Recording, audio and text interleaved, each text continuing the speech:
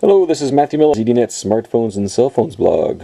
Today I have a chance to take a look at one of, I'm going to be posting videos on two of the AT&T Windows Phone 7 devices that I've had the pleasure of having some access to.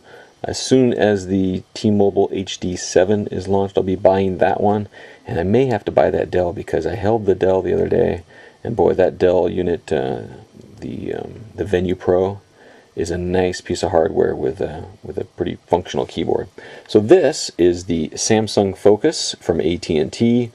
In my opinion, I've held and used a little bit all three of the AT&T phones. In my opinion, this is probably the best one.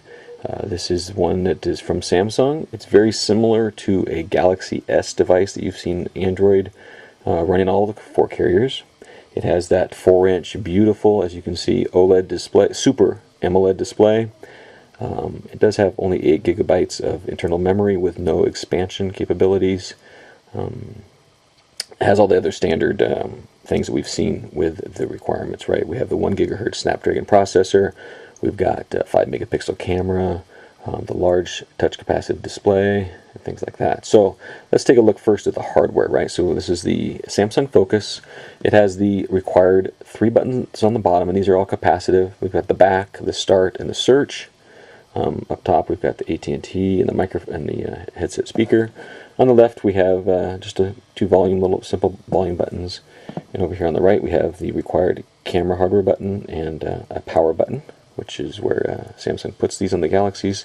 And then up top, we have the 3.5mm headset jack and the micro USB, which is also a requirement. And this one has the Galaxy S type of slider door right there to open and close and keep that protected. On the bottom, there is nothing. There's a microphone opening is all.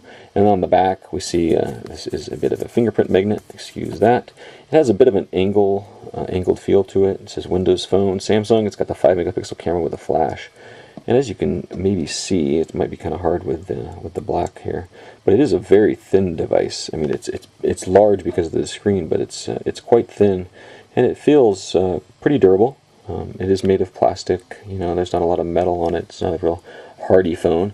However, the display just kind of blows you away enough where you overlook other things, right? So this is a typical Windows Phone 7, right? You've got the live tiles and the static tiles. You can see the live ones are acting right now. You know, we've got my Xbox avatar. We've got some other things going on. And of course, these are all pinnable to different things, right? So there's kind of the start screen. I'll jump into some of these apps, right? We can do the slide, or we can do the tap up here, right? Go to our alphabetical list. Now, carriers will have an opportunity to add some customizations to them. And what we see here, we have the AT&T Family Map, the AT&T My Wireless, which I understand is your account, AT&T Navigator, which is the Telenav GPS navigation software, AT&T Radio, which is AT&T's streaming radio service, and the AT&T UVerse Mobile.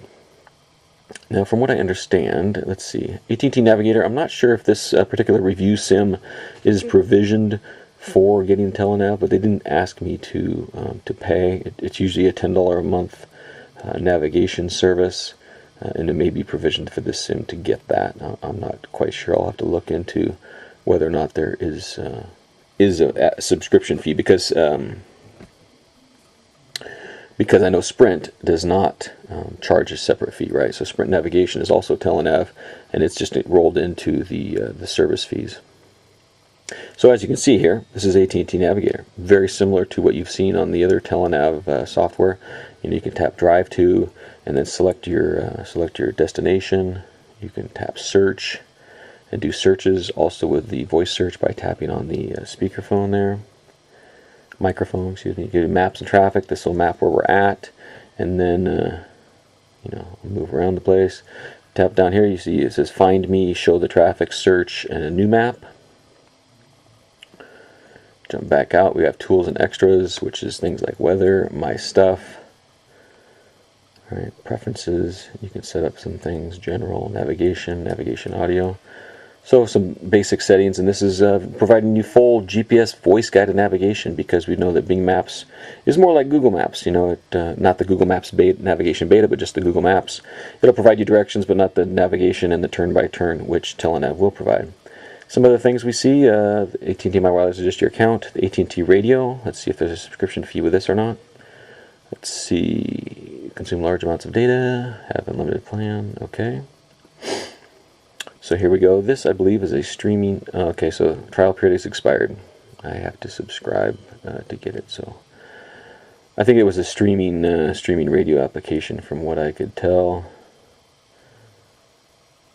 Yeah. Similar to what I imagine Slacker and things, which I've already loaded up, so let me see if it says about. Alright, so that's the AT&T radio application. The Uverse, I understand, is a video streaming service, kind of like a MOBA TV, I believe. But it requires, again, a subscription service, and this is beta release for test purposes. You can see there's some shows on there. Let's see, Jonas Brothers, no thank you. Let's tap all shows and see what we come up with. So, let's see, is there one that, oh, Mad Men. We tap on Mad Men. And let's see what happens if we tap, oh, that's Jonas. I don't want to see Jonas, so let's just bounce through. See if this one starts up. Let's see if we tap on Mad Men, if it will play the actual video. So there we have some controls down here for playing. If I tap on play, sign in. Okay, so I can't sign in. So it says download. So it looks to me like these are services and applications where you can actually download to the device to view later, not necessarily a streaming service. I will have to look into more Uverse because I understand that that's something that's associated with your home account too or something. Adobe Reader, right? So that was a question I had on Windows Phone 7 was how do we read PDF files? And it is not integrated in the device. It is a third-party application. Could be provided by a manufacturer or a free download in the marketplace. And there's a couple Bibles I already found, right? Acro Bible Lite, and then we have a Bible down here. Calculators, preloaded, calendar, camera. eBay is a third-party application. Fandango. We have the Games Hub, of course, right, with Xbox Live Gaming. And I've purchased a couple of these applications. One that I've earned some achievements at. I have to change my avatar. I'm now a florist on flowers. I'll just show you this here for a second. My wife has discovered this game and said she wants a Windows Phone 7 to play flowers. So here is a, you have to get 3 in a row. And then you go through different, let's see, you go through the different screens and so on and so forth and get some achievements with the flowers, right? And let's see, I'll show you, there's Frogger, which is typical Frogger. Sims 3 is on here now. We have Bejeweled Live, one that I wanted to play with Star Wars Hoth. So let's show you this here for a second. And I believe I was playing a game. I can maybe jump back into here. I'll jump back into the game I was playing here. So it's a defense game, right? So I can. Okay, so I finished that level. They're moving on to the next. I'll go ahead and play that. It's a cutscene that they play. All right, level 1's complete.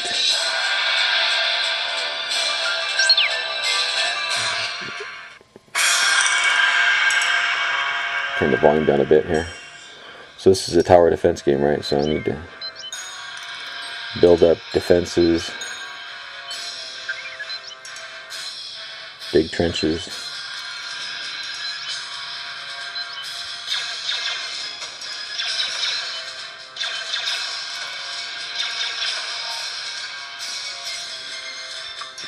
By destroying enemies, I earn points over here. You can pinch and zoom, you can scroll a little bit around the screen.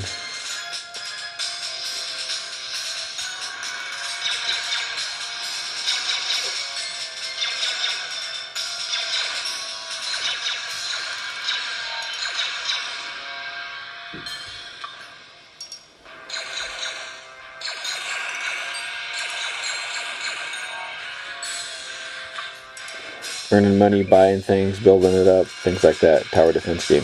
Kind of a fun game. I'm a huge Star Wars fan, so anything that said Star Wars on it, I was going to buy it no matter what. We can jump in here, we can see more games. It's still in the test period. Public release is not yet out there for Windows Phone 7, so we're seeing games released and filled out in the application marketplace, as you can see. So let's see, keep on going. Jump back over here, coming on down, we have Gmail. I have a Google Voice application called Go Voice that I purchased. It's working pretty good. IMDb. And these are some nice looking applications on Windows Phone 7. And as you can see, it all has the same kind of look and feel to everything, right? So they have news, they have menu that you can see in theaters.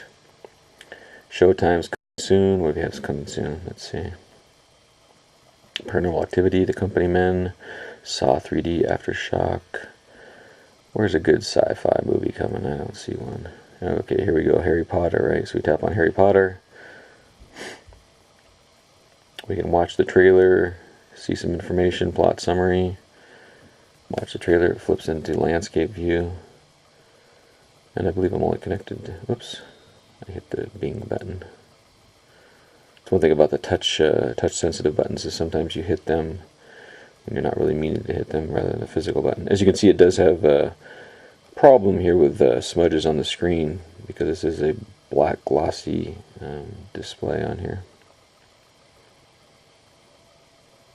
Looks fantastic, as you might be able to see on this 4.1 inch screen.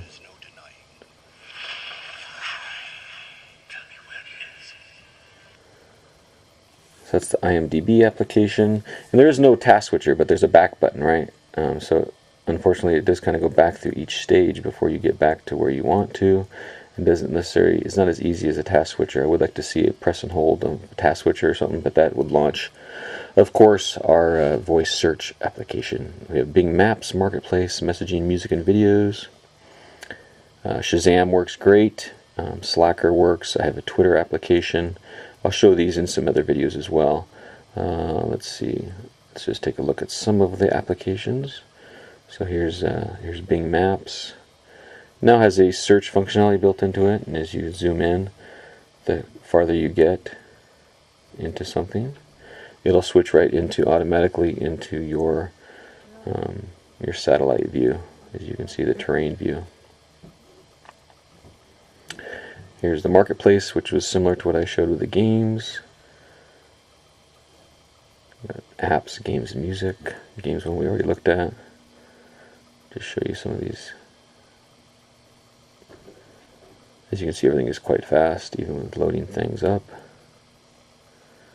Jump back out. We have Office, right? Which is Word, Excel, SharePoint. OneNote is key.